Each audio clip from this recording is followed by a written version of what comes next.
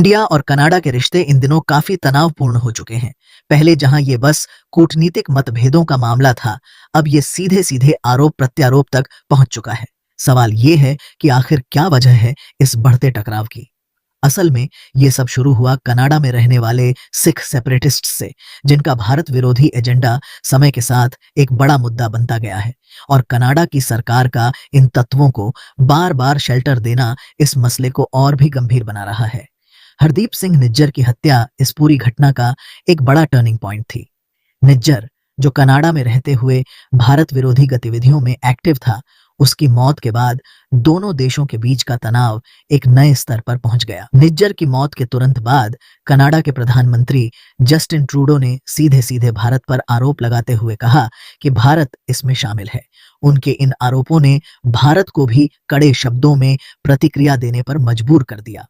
अब सिर्फ ट्रूडो ही नहीं, कनाडा की फॉरेन मिनिस्टर डेविड मॉरिसन ने भी एक बयान दिया, जिसमें उन्होंने भारत के गृह मंत्री अमित शाह का नाम लेकर कहा कि वो कनाडा में वायलेंट एक्टिविटीज को बढ़ावा दे रहे हैं।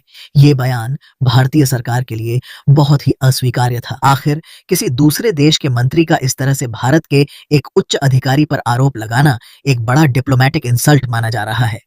भारत के विदेश मंत्रालय ने तुरंत कनाडा के हाई कमीशन को बुलाकर प्रोटेस्ट दर्ज कराया और साफ कर दिया कि ऐसे आरोप न सिर्फ बेमतलब हैं, बल्कि भारत की छवि को खराब करने के इरादे से लगाए जा रहे हैं। अब सवाल ये उठता है कि कनाडा के पास ऐसे आरोपों के पीछे कोई ठोस सबूत तो है नहीं, तो फिर वो आखिर इस तरह की बयानबाजी क्यों कर रहे हैं। पिछले साल ट्रूडो ने जब पहली बार ये एलिगेशंस लगाए थे, तब भी भारत ने उनसे कहा था, अगर आपके पास कोई सबूत है तो सामने लाओ। लेकिन तब भी ट्रूडो ने बस बयान दिया और सबूत कोई नहीं दिखा पाए। और अब डेविड मॉरिसन का यह नया बयान एक बार फिर से इसी राजनीति का हिस्सा लगता है। ये सब कुछ इसलिए भी हो सकता है क्योंकि कनाडा की पॉलिटिक्स में सिख सेपरेटिस्ट्स का एक महत्वपूर्ण वोट बैंक है। ट्रूडो और उनके साथी जानते हैं कि सिख समुदाय का समर्थन खो देने से उन्हें आने वाले चुनावों में बड़ा नुकसान हो सकता है। इसलिए कनाडा की सरकार बार-बार इन सिख सेपरेटिस्ट्स के लिए सपोर्टिव स्टांस लेती नजर आती है। कई विशेषज्ञों का मानना है कि ये कदम कनाडा के नेताओं की पॉलिटिकल स्ट्रेटजी का हिस्सा है, जिससे वो अपने लोकल वोट बैंक को बनाए रख सकें। लेकिन सवाल ये है कि क्या ये सब करना एथिकल है?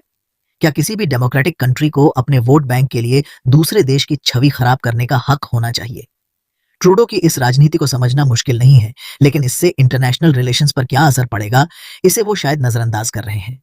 कनाडा का ये रुख न सिर्फ भारत के लिए, बल्कि खुद उनके देश के लिए भी एक डिप्लोमेटिक सेटबैक बन सकता है। इस मुद्दे पर रणधीर जायसवाल, जो कि भारत के विदेश मंत्रालय के स्पोक्स पर्सन हैं, ने भी तीखा बयान दिया। उन्होंने कनाडा को चेतावनी देते हुए कहा, कनाडा को यह समझना होगा कि इस तरह के बयानबाजी का सीधा असर हो सकता है। उनका कहना था कि अगर कनाडा इसी तरह के आरोप लगाता रहा, तो इसके कॉन्सिक्वेंसेस के लिए उसे पूरी तरह तैयार रहना चाहिए।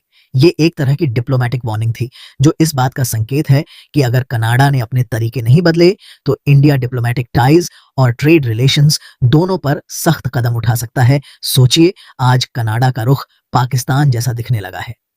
जैसे पाकिस्तान में बिना सिर पैर के बयानबाजी होती है, वैसे ही अब कनाडा की सरकार भी भारत पर बिना किसी आधार के आरोप लगा रही है। जहां पहले पाकिस्तान के मंत्री बिना किसी तथ्य के बयान देते थे, वहीं अब कनाडा के नेता भी उसी अंदाज में बयान दे रहे हैं। पहले कहते थे कि हमारे पास पाव पाव भर के बम हैं, और अब कनाडा के नेता कह रहे हैं कि भारत कनाडा में हिंसा करवाने में शामिल है। ये गंभीर एक्यूजेशन है या सिर्फ एक चुनावी हथकंडा? इसी बीच कनाडा में सिख सेपरेटिस्ट्स का मुद्दा लगातार बढ़ता जा रहा है। यह भी कहा जा रहा है कि कुछ आईएसआई एजेंट्स कनाडा में मौजूद सिख सेपरेटिस्ट्स के साथ मिलकर इलीगल एक्टिविटीज में शामिल हैं, ताकि उनका एंटी इंडिया एजेंडा फंडिंग के जरिए चलता रहे। इस विवाद में ये सारी बातें जुड़ी हुई हैं, लेकिन कनाडा की सरकार सच्चाई से मुंह मोड़कर भारत पर आरोप मढ़ने में लगी है। भारत के विदेश मंत्रालय ने स्पष्ट कर दिया है कि भारत अब किसी भी बेसलेस एक्यूजेशन को सहन नहीं करेगा। एक बात साफ हो गई है कि भारत की ग्लोबल प्रेजेंस अब इतनी स्ट्रांग हो चुकी है कि वो इस तरह की बयानबाजी का खुलकर जवाब दे सकता है। भारत ने दुनिया के सामने अपना स्टैंड बहुत स्पष्ट और सख्त रखा है कि वो अब किसी भी अनफाउंडेड एलिगेशन को बर्दाश्त नहीं करेगा। रणधीर जायसवाल का ये बयान इस बात का संकेत है कि अगर कनाडा अपनी बयानबाजी नहीं रोकता तो इंडिया डिप्लोमेटिकली उससे दूरी बना सकता है। व्यापारिक संबंध, लोगों का आना जाना, यहाँ तक कि दोनों देशों के बीच ट्रेड रिलेशंस पर भी इसका असर पड़ेगा।